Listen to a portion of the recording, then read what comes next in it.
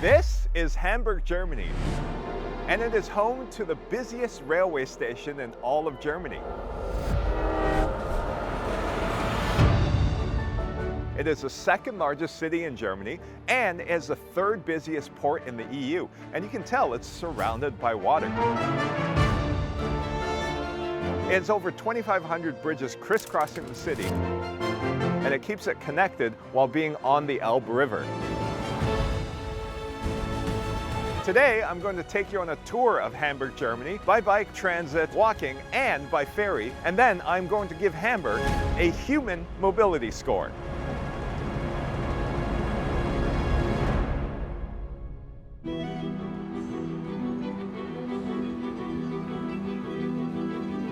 We are standing on top of a bicycle bridge right now, and behind me is a great view of the Damtor station in Hamburg. This station is surrounded by relatively large roads, but what makes it walkable is a park behind the station and also this nice bicycle pedestrian bridge that brings together both sides of this avenue. They've recently upgraded this avenue beside the station with 2 wide bike lanes, converting a whole lane of traffic into a bike lane in each direction. A great innovation of bike paths in Hamburg is the use of these goose bumps along the bike path that separates the bike path from the sidewalk. These goose bumps are commonly used in subway platforms as a warning strip next to the train tracks. Some of the cycling infrastructure in this city is very wide and comfortable. This bike lane is so wide. It is basically more than the size of a standard traffic lane, and you can fit 4 or 5 bikes on here. But sometimes I also have trouble figuring out where exactly the bike lane is, and I get into a lot of conflicts with people walking. This bike lane, for example, is in a very dark shade of red, which kind of blends into the sidewalk and it meanders everywhere. It's not quite wide enough, and you can't really see where the edges are. Giving dedicated space for electric scooter rentals is key to keeping them off the sidewalk and free from clutter. Here in Hamburg, they've left a whole parking space that can store about 10 of these scooter shares. For my real rap, man. I'm tired of that, man, retired it. Got to move cargo? No problem. This e-cargo bike can haul up to 60 kilograms of cargo. It's part of the Stadtrad bike share system, and there are 20 of these large things within the network among 3,000 regular bicycles distributed among 250 rental points. You get up to 30 minutes of free riding at a time with your €5 a year annual membership. I love these seat posts because they have numbers on it. So if you know you're a certain height, for example, I'm a 5, then you set this down to a 5, and it's always the perfect height for me.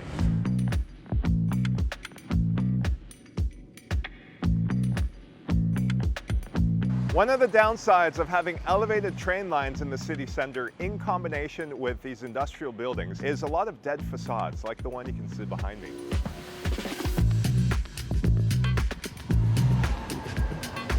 This building behind me is another example of a dead facade where there's no windows that look out onto the street. However, they've taken creative license and now have a graffiti mural which brightens up the street by quite a bit.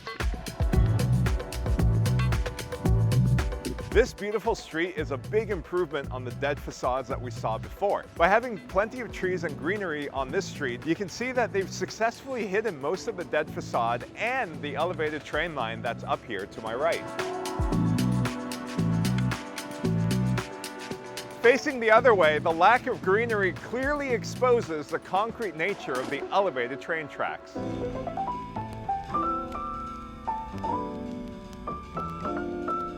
I'm in this pedestrianized street right now that feels much more like someone's front yard than it does somewhere where you would park your car. This is about 15 meters wide, yet it gives the impression, because of all these trees in the middle, that it's more like a park or somewhere that you would meander around. There's no car traffic, but there's plenty of places to park your bike. Residents have put their own tables and chairs out in this space, and you can see lots of kids playing around. It's extremely safe, and these trees give a lot of shade to the area, and it gives a very defined sense of enclosure now.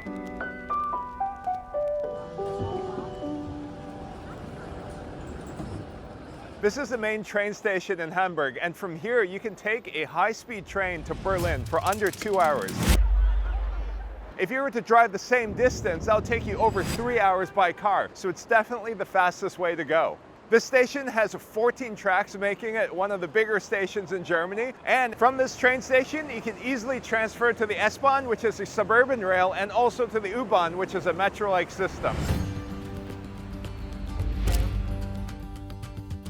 This blue box behind me is the entrance to the U2 and the U4 underground metro lines in Hamburg. Because it was built after the main train station, it is only an overground transfer, so there's no tunnels where you can go directly into the U2 and U4 subway lines. There are 4 underground lines in the city of Hamburg, and the one I find most interesting is the U3 yellow line, which is in the shape of a cube.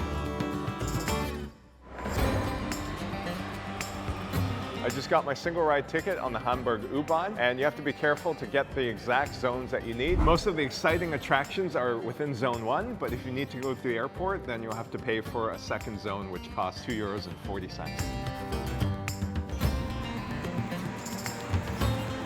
These stations are all amazingly clean, but I do love the retro look of these old departure boards. Behind me is Hamburg's warehouse district, and it is the largest warehouse district in the world. It's connected by many bridges crossing over the small canals that have formed along the Elbe River, many of which are pedestrianized, and that makes for a very pleasant walking environment within the district.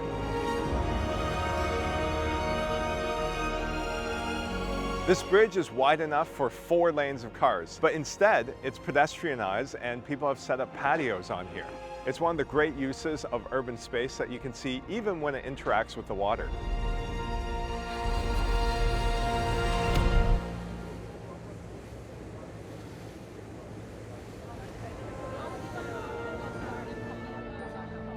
This ferry is part of the public transport system, believe it or not. It is a great way to get around, especially in the summer when you have the top down and feel the wind in your hair. It's such a wonderful service for those cities that are close to the water. And now we are back at the Pogenmühlen Bridge in Hamburg, Germany. And now it is time to give Hamburg a human mobility score.